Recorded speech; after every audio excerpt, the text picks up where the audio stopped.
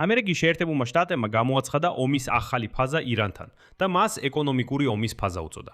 კერძოდ, ახლა ისინი ირანზე მაქსიმალური სანქციების დაწესებით ემუქრებიან. ზეწოლას მოახდენენ მის ყველა პროქსი ძალაზე. და რაც ძალიან მნიშვნელოვანია, სანქციებით ზეწოლას მოახდენენ ირანის ყველა პარტნიორსა და მოკავშირეზე, რომლებიც ასე თუ ისე შეეცდებიან თანამშრომლობას თეირანის რეჟიმთან. და ვიცე-პრეზიდენტმა JD Vance-მა დღეს განაცხადა, რომ თითქოს აშშ-ში იმ ფაზაშია, როდესაც, ციტატა, ჩვენ შეგვიძლია არამხოლოდ დარწმუნებით ვთქვათ, რომ მათი ბირთვული ობიექტები განადგურებულია, არამედ დარწმუნებით დავადასტუროთ, რომ ისინი არასოდეს შეეცდებიან მათი აღდგენას. ახლა კი აშშ-ის ფინანსთა სამინისტრომ გამოაცხადა, რომ მათ ხელახლა შეიყვანეს ჰიზბალას სანქცირებულთა სიაში, ირანის ისლამური რევოლუციის გუშაკთა კორპუსის ქვედანაყოფის ინტერესებში მოქმედებისთვის. ამასთან ერთად გავრცელდა ინფორმაცია, რომ აშშ-მ კატარისთვის საწვავის შემავსებელი თვითმფრინავების გაყიდვას საკმაოდ დიდი თანხით დაუჭირა მხარე. ესეც ამ საკითხს ეხება რეგიონში მოწინააღმდეგის გაძლიერებას. და რაც თავარია, ჩინეთის ლიდერი სი ძინპინის ამერიკის შეერთებულ შტატებში ვიზიტის წინ, აი ესეც მნიშვნელოვანი. ერთი თვის შემდეგ აშშ-მ ჩინეთს მოუწოდა შეუერთდეს პროგრამას, რომელიც ირანის ეკონომიკის იზოლაციასა და მთავრობის დამხობას ისახავს მიზნად. ირანის. ანუ ფაქტობრივად მათ გადაწყვიტეს, რომ მიეღწიათ ირანის რეჟიმის კაპიტულაციისა და დაცემისთვის. საინტერესოა, რომ რუსებს ეს სიახლეები უკვე არ მოეწონათ. ისინი უკვე ხვირიან, რომ ეს დარღვევაა, ასე არ შეიძლება და ასე შემდეგ. ამბობენ, რომ ვაშინგტონი თითქოს უკანონო მიზნების მიღწევას ცდილობს და საერთოდ არასწორი გზა ერჩია. ამასთან ერთად აშშ-ის ფინანსთა მინისტრი სკოტ ბესენტი ცდილობს ნავთობის ბაზარს აუხსნას, რომ სინამდვილეში მათი სტრატეგია საკმაოდ მომგებიანია. და არ ღირს იმის შიში, რომ მოხდება რაიმე ესკალაცია.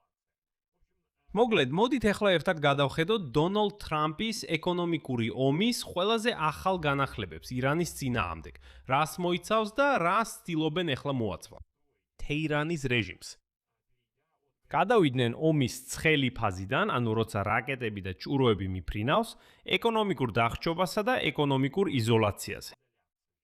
ჩემი სახელია ალექსეი პეჩი, მოდით ერთად განვიხილოთ ეს თემა, მაგრამ სანამ დავიწყეთ, გთხოვთ გამოიწერეთ არხი და აწკაპუნეთ ძარზე და არ დაგავიწყდეთ მოტონების დაჭერა. ამგვარად წინა დღეს დონალდ ტრამპმა გამოაცხადა ირანის წინააღმდეგ ეკონომიკური ომისა და იზოლაციის დაწყება უპრეცედენტო მასშტაბით. ტრამპმა გააფრთხილა, რომ ქვეყნები, რომელთა ფინანსური ინსტიტუტები, კომპანიები ან სახელმწიფო სტრუქტურები ირანს მხარდაჭერას გაუწევენ, სერიოზულ ეკონომიკურ შედეგებს წააწყდებიან. შემდეგ სრულად და სიტყვასიტყვით მოვიყვან დონალდ ტრამპის ციტატას. არავის მიუწია ირანის ისლამური რესპუბლიკისთვის მეტი შესაძლებლობა შეთანხმების დადებისთვის, ვიდრე მე. მათთვის ტრაგიკულად ეს შეუძლებელი.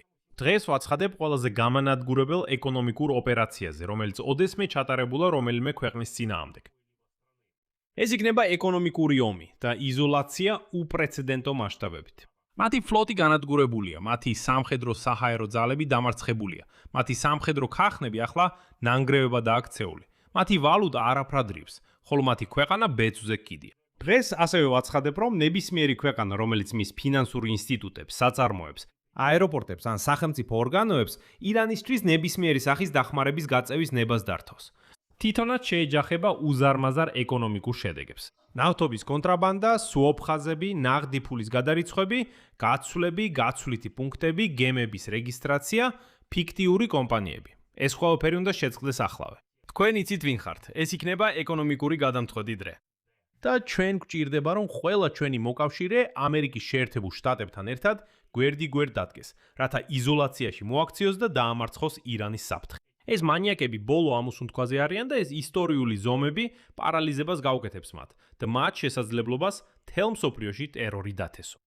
ირანი არასოდეს მიიღებს ბირთვულ იარაღს. აი დონალდ ტრამპის ასეთ განცხადებაზე ირანელებმა უკვე მოახდინეს რეაგირება. კერძოდ, ირანის პარლამენტის ეროვნული უსაფრთხოების კომიტეტის თავმჯდომარემ ებრაჰიმ აზიზიმ.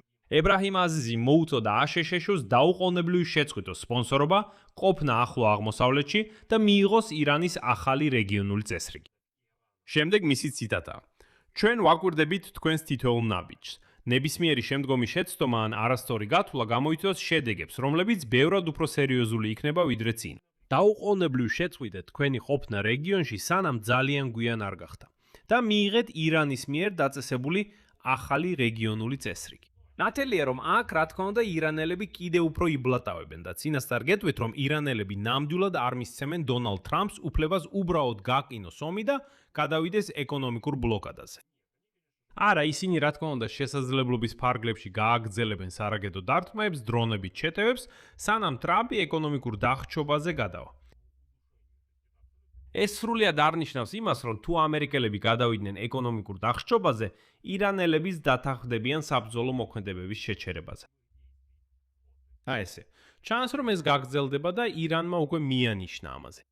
გარდა ამისა, ირანის საგარეო საქმეთა სამინისტრომ გამოაქვეყნა განცხადება, რომელშიც ტრამპის მიერ გამოცხადებული ირანის იზოლაციის მიზნით გამანადგურებელი ეკონომიკური ოპერაცია ტერორიზმის აქტად და კაცობრიობის წინააღმდეგ ჩადენილ დანაშაულად შეაფასა. შემდეგ მოვიყვან ირანის საგარეო საქმეთა სამინისტროს ციტატას. აშშ-ის ეკონომიკური სანქციები ირანის წინააღმდეგ, რომლებიც მიმართულია თითოეული ირანის მოქალაქის ფუნდამენტური უფლებების წინააღმდეგ, არის ეკონომიკური ტერორიზმის გამოვლინება და კაცობრიობის წინააღმდეგ ჩადენილი დანაშაული. ხოლო პირები, რომლებიც გასცემენ ბრძანებას ამ სანქციების დაწესების შესახებ და ახორციელებენ მათ, ასეთი საზიზღარი დანაშაულების ჩადენისთვის, უნდა წარსდგნენ სასამართლოს წინაშე და დაისაჯონ. სანქციები და ეკონომიკური ზეწოლა იგივე მედლის მეორე მხარეა, რაც სამხედრო აგრესია. აშშ-ის მტკივნეული დამოკიდებულება ამ ორ ინსტრუმენტზე არა მხოლოდ რეალურ საფრთხეს უქმნის საერთაშორისო მშვიდობასა და უსაფრთხოებას, არამედ ადამიანური ცივილიზაცია უპრეცედენტო ზნეობრივ დაცემამდე მიიყვანა. აშშ-ის მიერ ახალი სანქციების დემონსტრაციული გამოცხადება წარმოადგენს იმ პოლიტიკის გაგრძელებას, რომელიც უკვე გამოცდილი იყო და მარცხიანიცადა. ისლამური რესპუბლიკა ირანი გამოიყენებს ყველა არსებულ საშუალებასა და შესაძლებლობას ამერიკულ სიონისტური მოწინააღმდეგის მტრული ქმედებების მოსაგერიებლად და ეროვნული ინტერესების დასაცავად. ირანი. ეს საკმაოდ მკაცრი რიტორიკაა, მაგრამ როგორც ხედავთ, ჯერჯერობით კონკრეტულ დეტალებს არ ასახელებენ, თუმცა გარკვეული გაჟონოები უკვე არსებობს. იმაზე, რომ ისინი აუცილებლად გააგრძელებენ თავდასხმებს ამერიკულ ბაზებზე რეგიონში და უკვე ემუქრებიან თავდასხმებით ამერიკულ ბაზებზე აღმოსავლეთ ევროპაში.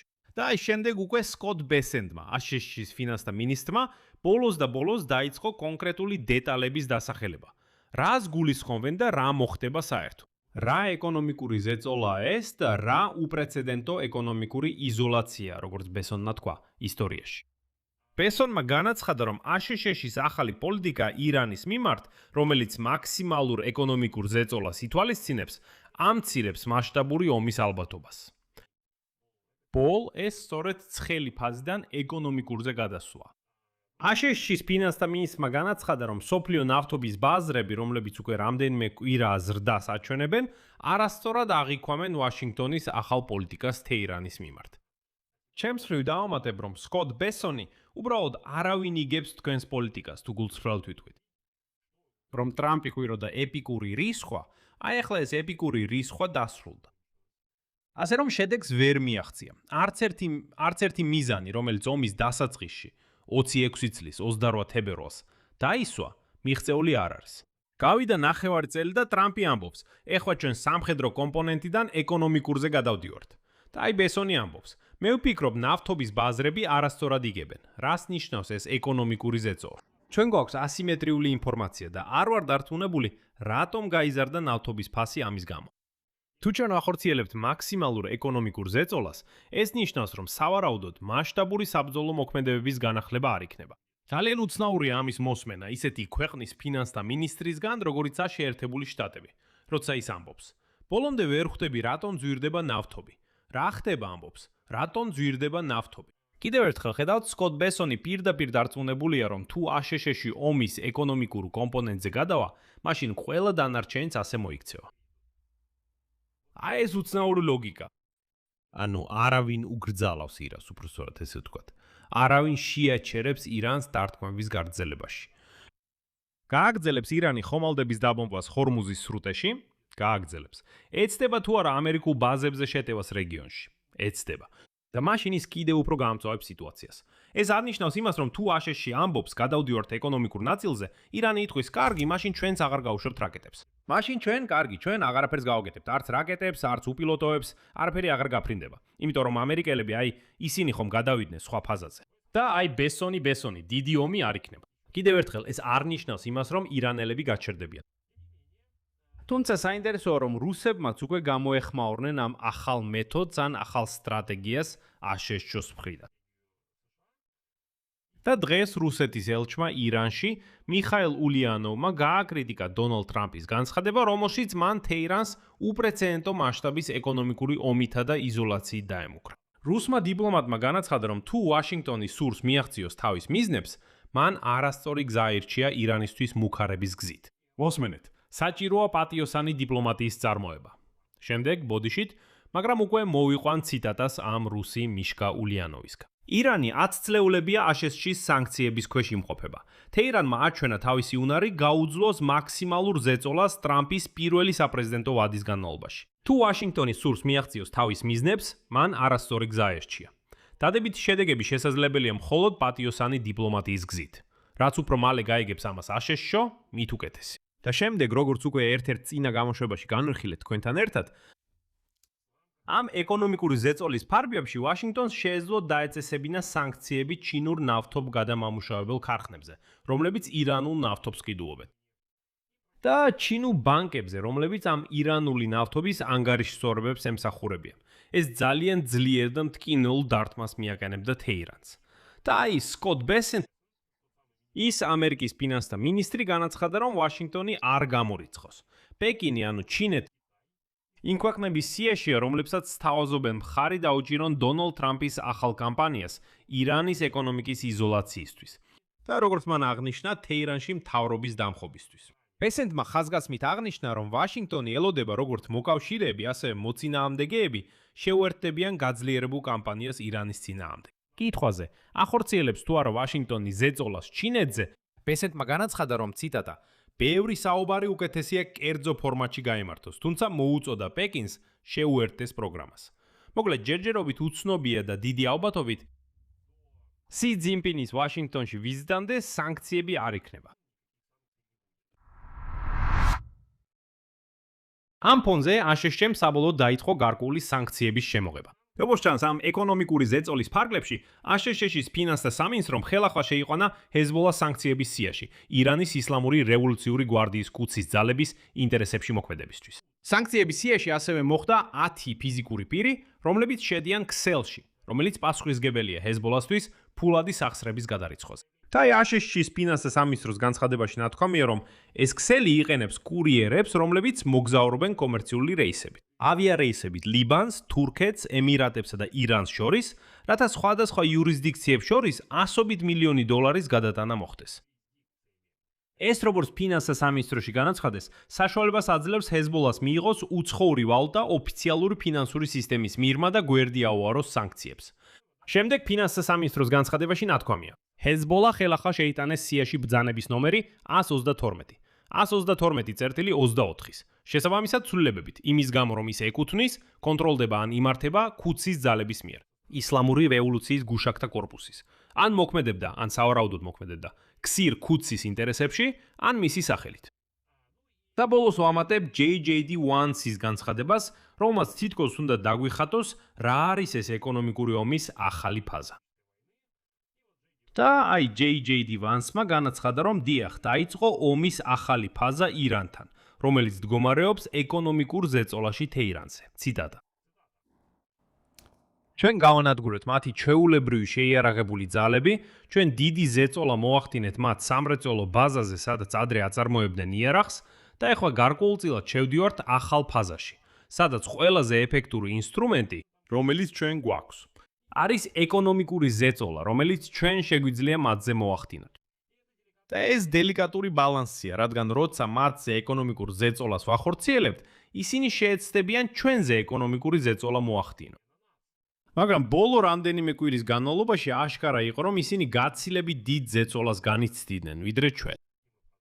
და ჩვენ ასე გავაგრძელებთ, რადგან მიგვაჩნია, რომ ეს არის საუკეთესო გზა საბოლოო მიზნის მისაღწევად.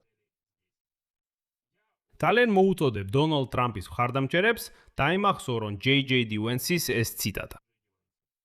აშშ-ის ვიცე-პრეზიდენტი მკაფიოდ ამბობს, რომ ეს არის საუკეთესო ინსტრუმენტი ირანის მშვიდობისკენ იძულებისთვის ყველა შესაძლებელიდან.